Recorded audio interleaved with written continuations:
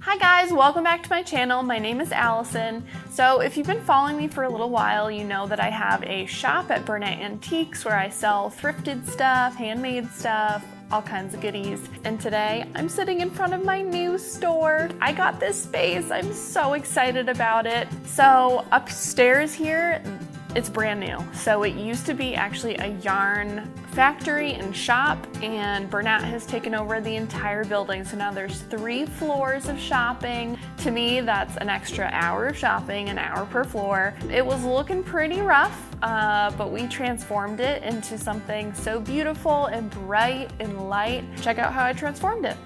So this is my new space that we are renovating, and I'm so excited. We've already painted 1 coat on the paneling here in Sticks, which is a really nice primer that sticks to a glossy surface really well. And so now we're gonna go over it with Bin, which we are so familiar with at this point.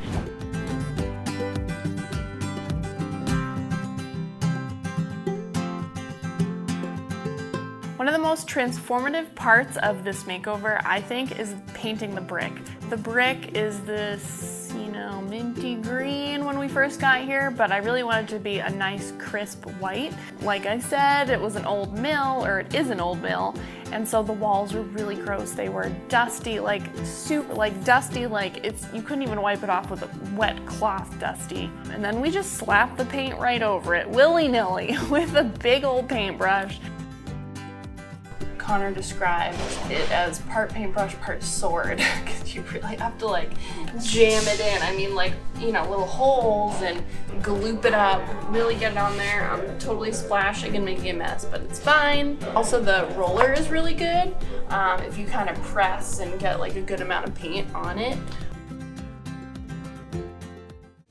So the next step was to paint the floor, and before we could paint the floor, we had to patch it, we had to clean it. It's commercial vinyl tile. It's just that orange, kind of rigid, thick tile. The patching was a little rough. So I was able to score it, snap it, and then I just put liquid nails down and put it down with some weights on it. And it worked, it's fine. Then the next step was to clean it a million times. The first layer that we did on the floor was Sticks, which is the same that we did on the walls. If I were to go back, I would have definitely given this a little bit of a sand. There has been a couple scratches. I'm okay with it because, it's a store, it's not gonna be perfect, and everything else in here is not perfect. So it gives it that vintage flair.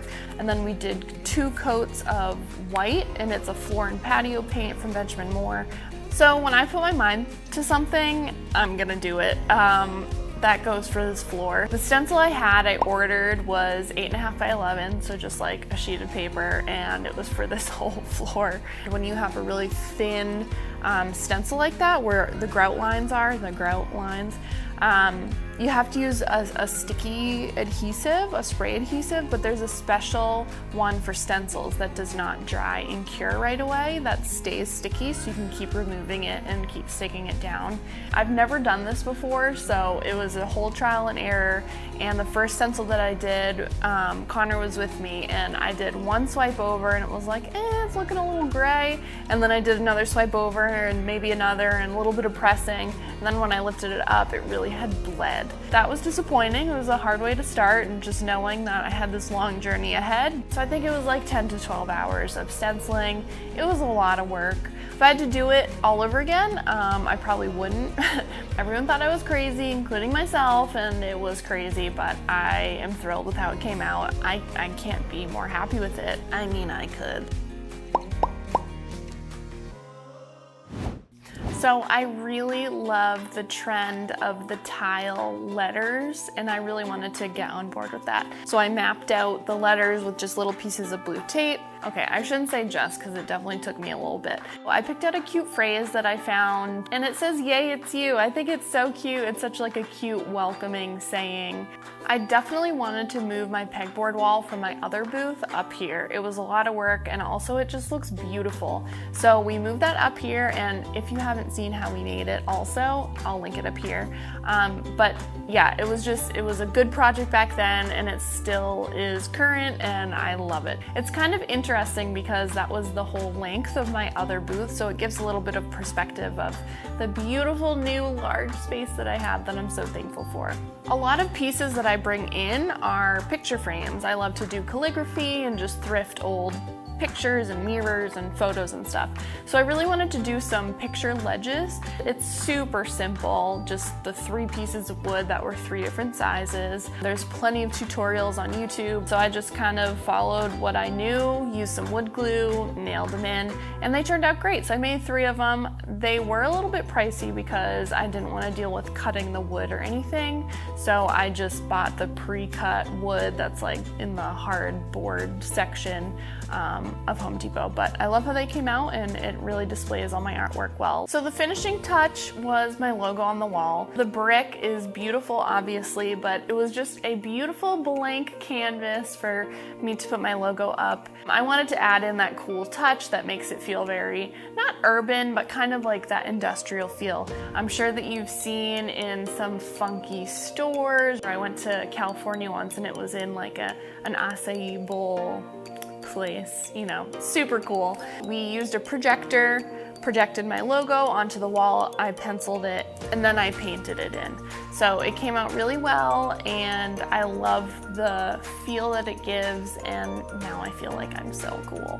All in all, I am in love with this space. I really love the juxtaposition of the old and the new being all that we painted, the brick, it looks so fresh, and then bringing in those vintage pieces that I thrift. I feel like I did a really good job of giving myself a variety of ways to display things. So I have the picture ledges, I have the pegboard wall, I have my little hooks for my lighting, which were from Amazon, by the way. They're just coat hooks. Then all the floor space, the table that I have for jewelry and such, and it's all movable, which is great. Well, I guess not all movable, but within the pegboard wall, you know, that's movable. The picture ledge, I can constantly change in and out. So I think that I set myself up for success. I can constantly be changing it and it will still look beautiful. Thank you guys for watching how we transform this space, and I hope you'll come visit my booth soon if you haven't already. There's lots of goodies waiting for you and they're at a good price. So come on down, and thanks for watching.